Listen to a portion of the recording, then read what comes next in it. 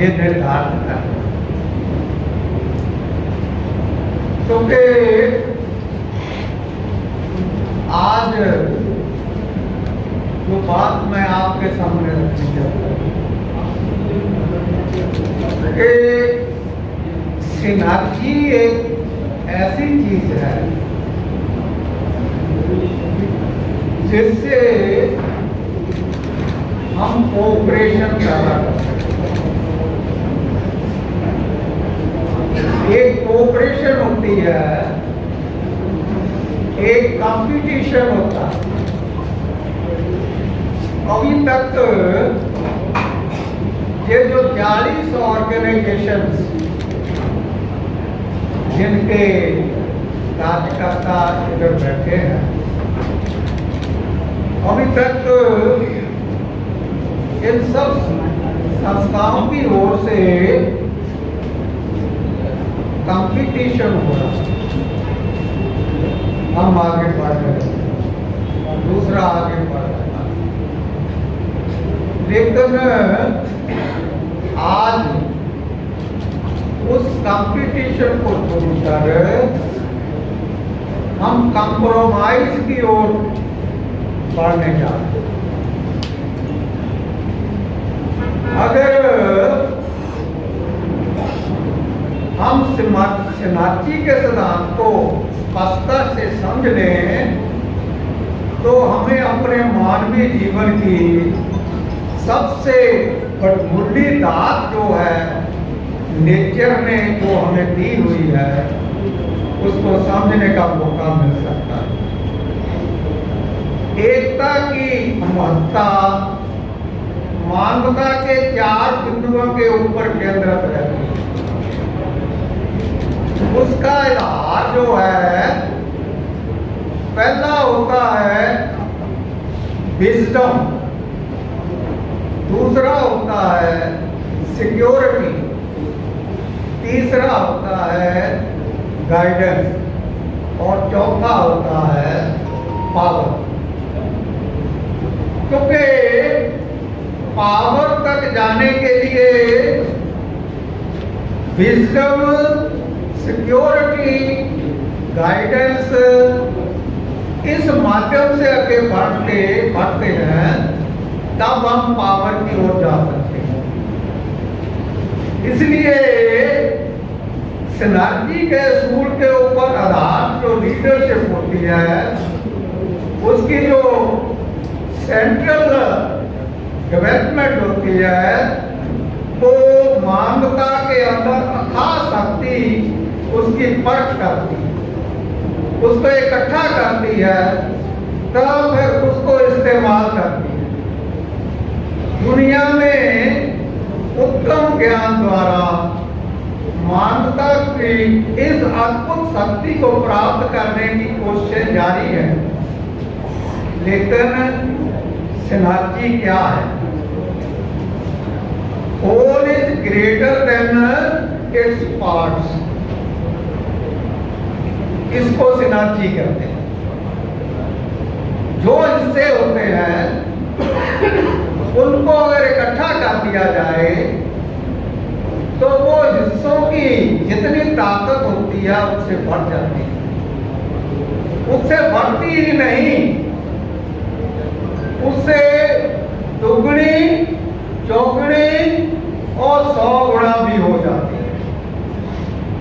जैसा अभी एक तकराम ऑर्गेनाइजेशन है, उसके साथ ही ये 40 और ऑर्गेनाइजेशन भी काम कर रहे हैं।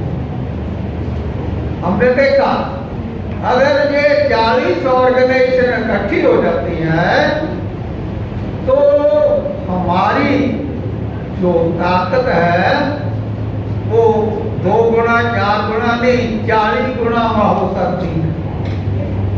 इसको समझना, तो इसको समझने के लिए हमें गंभीरता से जो बेसिक नेचुरल रूल्स हैं, कुदरती निज़म है, उनको समझना पड़ेगा। क्योंकि अभी तो ये ऐसा मौका बन गया है जो ये हमारे साथी बता रहे थे कि महानयोग काशीराम जी ने ये काम किया, 64 से लेकर आगे बढ़ते गए और बढ़ते बढ़ते ये 2006 में वो एक्सपायर हो गए। उसके बाद जो काम करना था वो किस ढंग से करना है, इसके लिए बहुत सारे मॉडल्स हमारे सामने थे और उनको समझना बहुत जरूरी था। उनको समझकर जैसा अभी के लगभग 40 ऑर्गेनाइजेशन एक जगह इकट्ठे होकर आगे बढ़ने की कोशिश कर रही है, तो उससे हम वो कुछ प्राप्त कर सकते हैं जो कुछ प्राप्त करने के लिए आज हम इधर एकत्रित हुए हैं। इसलिए मानवता के ये जो सिनर्जी होती है, सिनर्जी का जो बेस होता है, उसका अर्थ होता है कि whole is greater than parts. अगर दो लोग इकट्ठे होते हैं, कंप्रोमाइज करते हैं, तो कंप्रोमाइज करने से दोनों की ताकत 1.5 गुना से ज्यादा नहीं हो सकती, क्योंकि जब कंप्रोमाइज करते हैं तो कुछ चीजें एक व्यक्ति छोड़ता है, कुछ दूसरे साथी जो वो छोड़ता है, और जो जो इकट्ठा कर पा सकते हैं वो ज्यादा से ज्यादा 1.5 गुना कर सकते हैं, क्योंकि दोनों को कुछ ना कुछ छोड़ना पड़ता है, तब कंप्रोमाइज होता है। इसलिए हमने कंप्रोमाइज के माध्यम से आगे नहीं बढ़ना, हमने कोऑपरेशन के माध्यम से आगे बढ़ना है, हमने कंपटीशन के माध्यम से आगे नहीं बढ़ना, हमने कोऑपरेट करना है। और जब कोऑपरेट करते हैं तो हमारी सत्ता, हमारी ताकत, हमारी इफेक्टिवनेस बहुत ज्यादा बढ़ती है। ये नेचर का साथ है, ये कुदरत का असूल है, इसको समझना है। क्योंकि जो इसका अर्थ ये होता है कि जैसा एक लाठ लोहे की लाठ, लोहे की लाठ को तोड़ा नहीं जा सकता, ऐसा ही एक हाथ को तोड़ नहीं सकता। इसका ये भी अर्थ है कि सब हिस्सों को मिलाकर जितनी समर्था सबसे हो जाती है, उतनी समर्था एक हिस्से में भी हो जाती है। जब हम इकट्ठे होते हैं, ऑर्गेनाइज हो जाते हैं, जितनी समर्था सबको मिलाकर सबकी होती है, उतनी ही समर्था उसमें जो एक पार्ट है उसकी भी हो जाती है। अगर हम छोटे छोटे चीजों को जोड़कर एक बड़ी रॉड बना लेते हैं, तो जितनी ताकत उस रॉड की है, उस समूह की है, उतनी ही ताकत उस समूह के अंदर जो एक पार्ट मिला हुआ है उसकी भी हो जाती है। तो अगर उस एक पार्ट को आप तोड़ना चाहोगे, तब भी हमें उस मोटी लाठ को तोड़ना पड़ेगा। इसलिए आज जो लोग अभी तक हम कह रहे थे, हम अम्बेडकर मूवमेंट को आगे ले जा रहे हैं, हम फुले साहब के मूवमेंट को आगे ले जा रहे हैं, लेकिन भले ही हम सब उसी काम को कर रहे थे, लेकिन उसी काम को डिफरेंट ढंग से कर रहे थे। लेकिन अभी उसी काम को एक सिस्टमैटिक ढंग से हमने जब करना चाह लिया, तो फिर हमारे अंदर वो समर्था आ जाएगी जिसको हम सिनर्जी कहते हैं। ये जो सिनर्जी का निर्माण है, एक बड़ा डरावना भी होता है। हमें समझ ही नहीं लगती कि कब क्या हो रहा है और हम कहाँ पहुंच रहे हैं। हमें ये भी समझ नहीं लगती कि हमारे सामने क्यों जाए खतरे तथा क्यों जैसी मुश्किलें आने वाली हैं। फिर भी हम मुश्किलों पर एक उत्साह की ओर, कुछ नवी खोज करने की ओर, कुछ विलक्षण काम करने के उत्साह के साथ आगे बढ़ रहे हैं। परंतु ये स्पष्ट है कि हम अपने जो कंफर्ट जोन है उसको छोड़कर बिल्कुल नए रास्ते के ऊपर चलने की हिम्मत हमने की है। हमने नए रास्तों को खोजा है, नवी संभावनाओं को खोजा है और नए खंडरों को एक खूबसूरत मार्ग बनाने के लिए रास्ता खोजा है।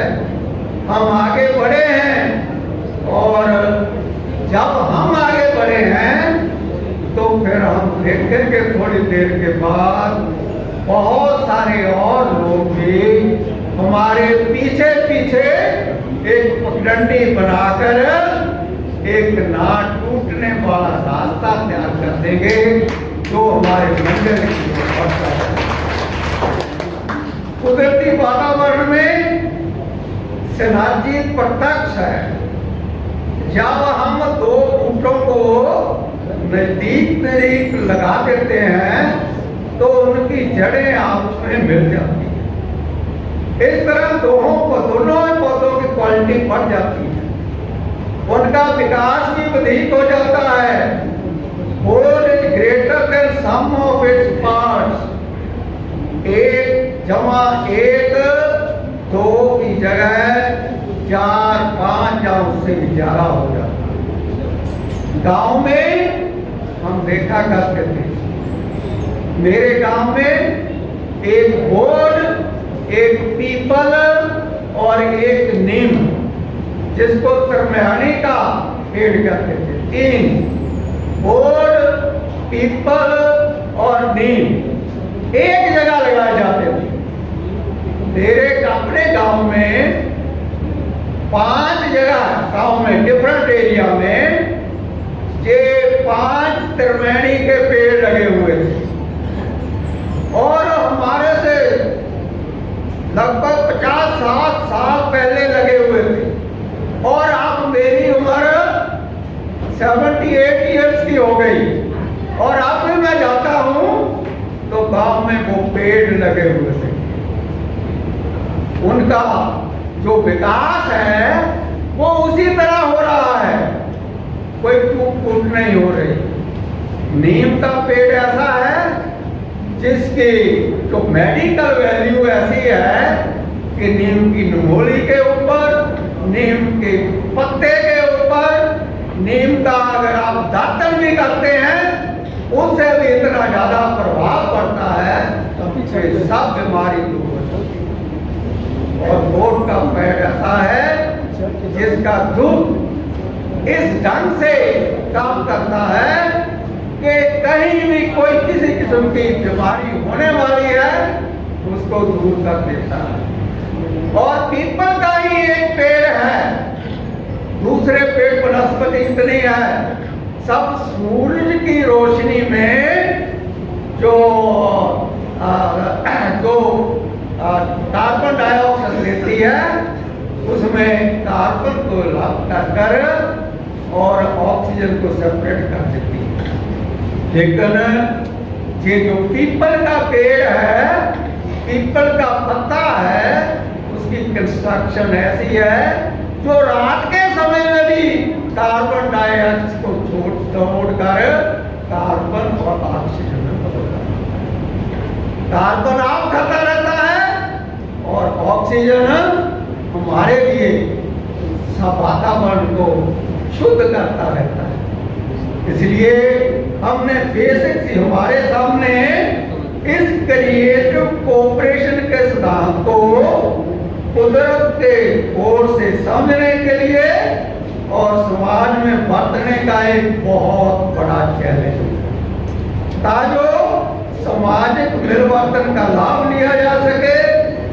शरणार्थी का तात्पर्य जो है विरोधी कदरों कीमतों को समझना, उनका सम्मान करना और इनके साथ साथ अपनी ताकत के सहयोग से आगे बढ़ते रहना और अपनी कमजोरियां को काबू हेठ रखकर एक वास्तवता के साथ एक इंसानियत लेवल के ऊपर चलकर दुनिया को वो रास्ता दिखाते हैं। इस तरह हम अपने सामाजिक, मानसिक तथा भावनात्मक जो डिफरेंसेस है उनको छोड़कर उत्साहवर्धक तथा मौलिक रूप के साथ एकता और यूनिटी स्थापित करते हैं। इस तरह हम अपनी स्वतंत्रता को आपसी निर्भरता के रूप में बदल सकते हैं। आने वाली नस्लों के लिए एक नया रास्ता भी दिखा सकते हैं और इस तरह सिनर्जी के द्वारा हम एक जीवन का नया अध्याय खोलकर उस माध्यम से समाज के अंदर एक नया वातावरण पैदा कर सकते हैं। इसलिए जेकर गाड़ी चलानी है तो सुरक्षित चलानी चाहिए। तो इसलिए गाड़ी चलाने के लिए सुरक्षित गाड़ी तभी चलेगी अगर एक पाव मेरा ब्रेक के ऊपर हो और दूसरा पाव मेरा एक्सीलेटर के ऊपर हो। ये याद रखना है। लेकिन दोनों पाव एक साथ उठा तो सकते हैं, लेकिन एक साथ ब्रेक और एक्सीलेटर को दबा नहीं सकते। ये बात हमने समझनी। तो अगर दोनों एक साथ दबा दिए तो गाड़ी रुक जाएगी। अगर एक साथ दोनों उठा दिए तो गाड़ी जो है हमारी वो बेकाबू हो जाएगी। हाँ, इसलिए ये हमारे साथी कह रहे हैं कि ठीक है कि अभी टाइम ज्यादा लग रहा है, ज्यादा टाइम हर एक को टाइम हमने देना है और उसको ध्यान में रखते हुए मेरा सिर्फ इतना ही बात ये आपसे रिक्वेस्ट है कि हमने कोऑपरेशन करनी है, कंपटीशन नहीं करनी। और कंपटीशन हमें डिवाइड कर देगा और कोऑपरेशन हमें यूनाइट कर देगी। इसी के ऊपर ध्यान रखकर हमने आगे बढ़ना है। आपने मेरी बात को सुना है, इसके लिए मेरा आपसे बहुत बहुत धन्यवाद। जय हिंद, जय Bharat. Press the bell icon on the YouTube app and never miss another update.